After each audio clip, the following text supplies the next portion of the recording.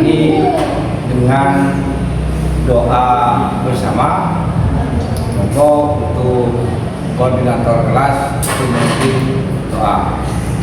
Untuk memulai perkuliahan hari ini, mari kita membaca basmalah bersama. Bismillahirrahmanirrahim. Assalamualaikum warahmatullahi wabarakatuh. Waalaikumsalam warahmatullahi wabarakatuh. Kita berdoa dulu. Sebelum kita mulai, kita berdoa dulu. Bismillahirrahmanirrahim. Cukup, begitu. Apa kabar adik-adik semuanya? Sebelumnya saya absen dulu.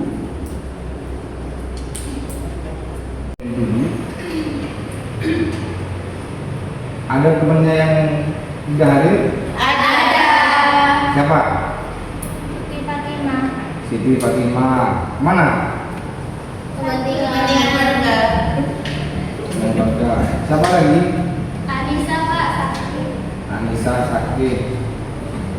Ada lagi? Ada Pak. Ada. Oh, berarti ada 2 orang Iya yang Pak. hadir ya. Oke, terima kasih. Kita akan membahas terkait dengan sistem informasi dalam bisnis global.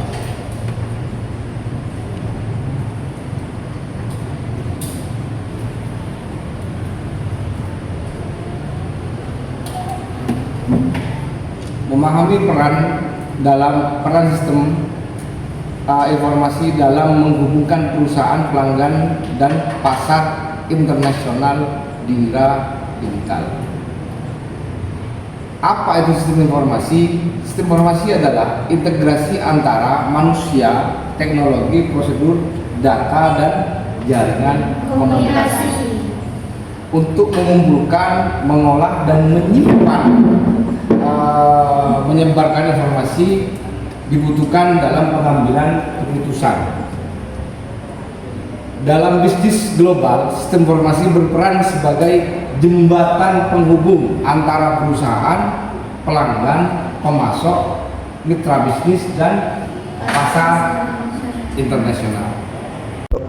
Bisnis global dan kebutuhan informasi tentang lintas negara. Perbedaan tantangan lintas negara yaitu ada perbedaan bahasa, budaya, regulasi, zona waktu, mata uang, dan juga perilaku konsumen yang membuat bisnis global jauh lebih kompleks tantangannya. Yang selanjutnya adalah kebutuhan data real time. Perusahaan multinasional perlu memantau stok, tren permintaan pasar, nilai tukar, dan juga biaya distribusi dan kebijakan perdagangan secara langsung. Maksudnya di sini perlu memantau harga yang ada di pasar, naik turun mata uang. Ya, kebetulan mata uang tiap hari tidak sama nilai tukar. Contoh dari rupiah pada dolar, ada yuan, ataupun pada sterling, dan lain sebagainya. Selanjutnya adalah risiko tanpa SP. Tanpa sistem informasi, pengambilan keputusan menjadi lebih lambat, tidak akurat, dan berisiko tinggi.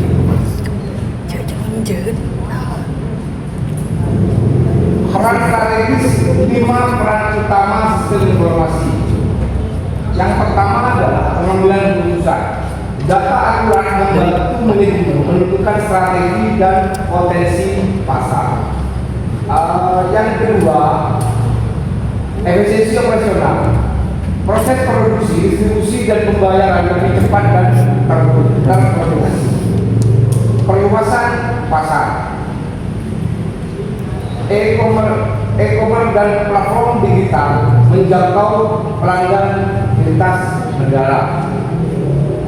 Yang keempat adalah hubungan pelanggan. CRM memahami kebutuhan dan preferensi pelanggan di setiap negara.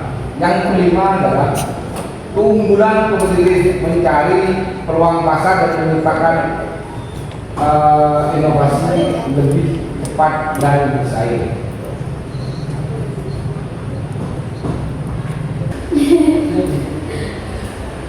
Manfaat sistem informasi dalam bisnis global. Yang pertama adalah kecepatan keputusan. Maksudnya adalah mempercepat proses pengambilan keputusan strategis dengan data yang akurat dan terkini. Yang kedua adalah pengurangan biaya. Maksud dari pengurangan biaya di sini adalah mengurangi biaya operasional dan meminimalisir kesalahan manusia dalam proses bisnis. Jadi hal-hal kalau rencana kita sudah tersusun dengan rapi, jadi kita bisa tahu mengefisiensi biaya operasional. Yang keempat yang ketiga adalah koordinasi global, meningkatkan koordinasi dan pengawasan antar cabang perusahaan di berbagai negara. Jadi harus ada komunikasi. Kalau berbicara perusahaan besar, pastinya akan ada koordinasi dari pemerintah pusat kepada pemerintah cabang semua. Entah itu di rapat mingguan atau evaluasi mingguan atau evaluasi bulanan atau bisa evaluasi tahunan. Karena di kebutuhan di setiap daerah ataupun setiap negara tidak sama. Mana kita bisa memenuhi yang ini apa, kelemahannya apa, kekurangan apa dalam evaluasi. Yang keempat adalah meningkatkan kualitas layanan dan membantu perusahaan memahami tren global. Jadi untuk meningkatkan kualitas layanan dibutuhkan juga dari luar, dari eksternal. Apa itu biasanya ada perubahan pelanggan, kayak seperti apa ya, biasanya ada dalam hal produk, di perusahaan itu ada call center. Apa gunanya? Keluhan pelanggan, masukan ataupun apa yang berkaitan dengan pelanggan bisa disampaikan. Itu saran, penyampaian saran itu dari sana. Oke, sebelum saya lanjut, apa yang ada yang menanyakan? Monggo. Saya Pak. Ya. Baik, di sini saya ingin bertanya tentang, kan di sini membahas tentang bisnis global dan kebutuhan informasi. Bagaimana cara kita sebagai produsen dalam negeri itu mendapatkan jalinan informasi dari produsen lain yang dari luar, sedangkan memang sekarang teknologi sudah canggih. Kadang dari mereka enggan untuk tidak memberi kita informasi, malah menjadi menghambat bahwa produk yang kita buat itu tidak bisa dikenal oleh negara mereka. Seperti itu.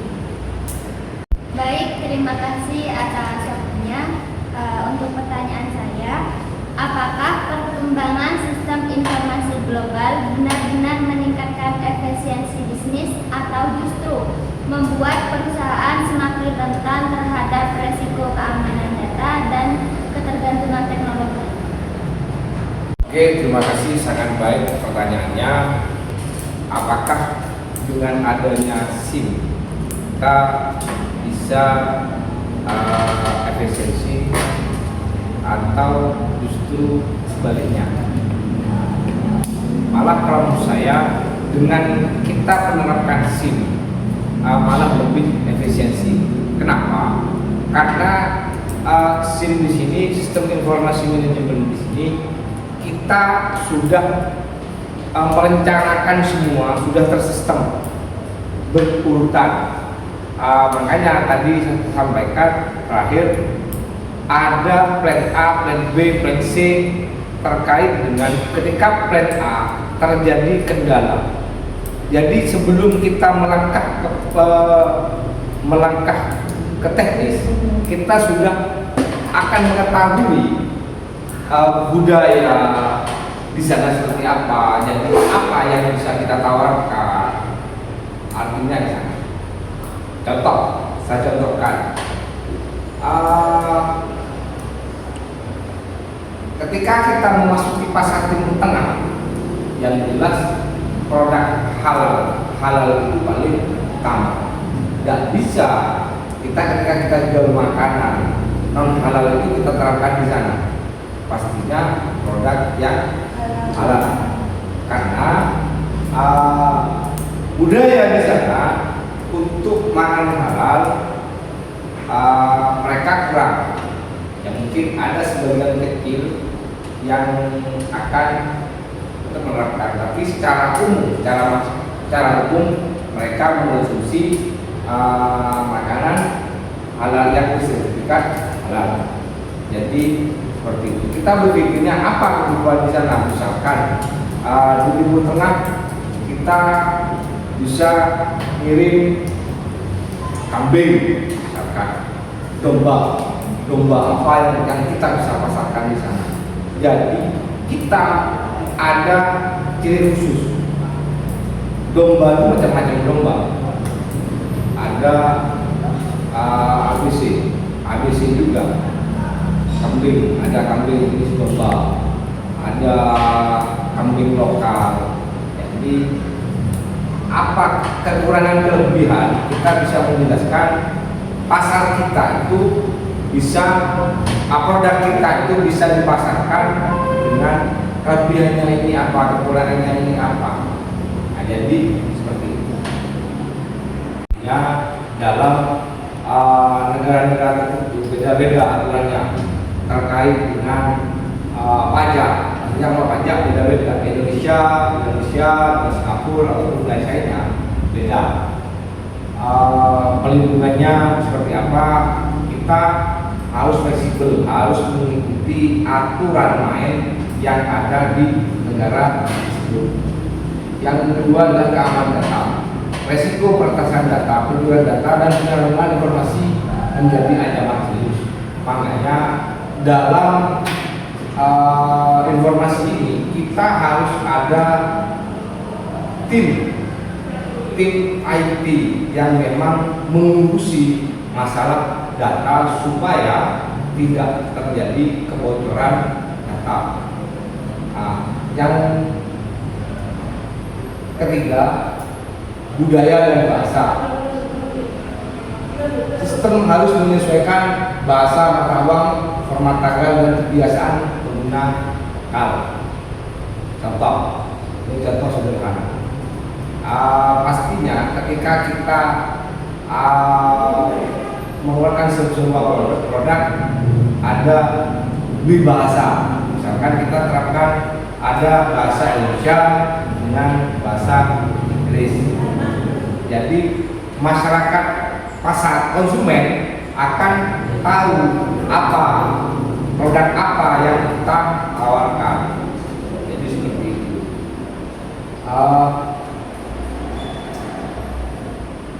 Format tanggal dan juga kebiasaan lokal. Jadi kebiasaan konsumen tersebut. Yang keempat adalah biaya implementasi. Biaya besar untuk rekan lunak dan menggunakan kelas pelatihan dan keamanan sistem. Maksudnya dari biaya besar rekan lunak, maka kelas pelatihan dan sistem adalah ini terkait dengan di perusahaan itu sendiri. Ya, rekan lunak itu terkait dengan keamanan data. Misalkan tadi ada tim IT yang memang ahli dalam bidang itu untuk mengamankan data. Harus ada pelatihan-pelatihan dan juga keamanan sistem, terkait dengan keamanan sistem. Yang keempat adalah yang kelima adalah ketergantungan teknologi. Gangguan sistem dapat memperlambat aktivitas, diperlukan sistem cadangan dan manajemen risiko. Pastinya dalam berbisnis kita harus ada rencana cadangan. Ketika bicara ada plan A, harus ada plan B. Ketika plan A mengalami kendala, kita berbicaranya plan B. Harus plan B, ada plan C atau plan D. Ada rencana cadangan terkait dengan planning itu supaya tetap jalan. Jadi seperti itu. Oke, terima kasih pertemuan kita pada siang hari ini, semoga menjadi manfaat. Terlebihnya dari saya mohon maaf. Allahumma Assalamualaikum warahmatullahi wabarakatuh.